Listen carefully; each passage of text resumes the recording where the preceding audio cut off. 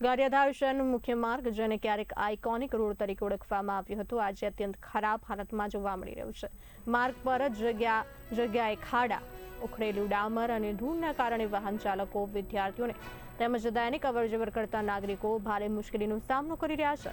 મહત્વનું છે કે રોજ હજારો વાહનો આ માર્ગ પરથી પસાર થાય છે અને શાળા કોલેજના વિદ્યાર્થીઓ અને સરકારી અધિકારીઓ પણ આ જ રસ્તો ઉપયોગ કરે છે.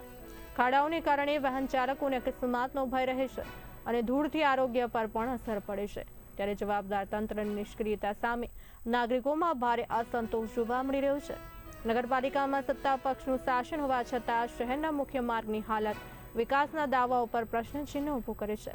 શહેરમાં ચર્ચા ચાલી રહી છે કે જ્યારે જનતા રોજ ખાડાઓમાં ઝોલા ખાય છે, ત્યારે વિકાસના દાવા કયા આધારે કરવામાં આવે છે? નાગરિકો હવે તંત્ર ક્યારે જાગશે અને આ માર્ગને ખાડાઓમાંથી મુક્તિ કરશે તેની રાહ જોઈ રહ્યા છે.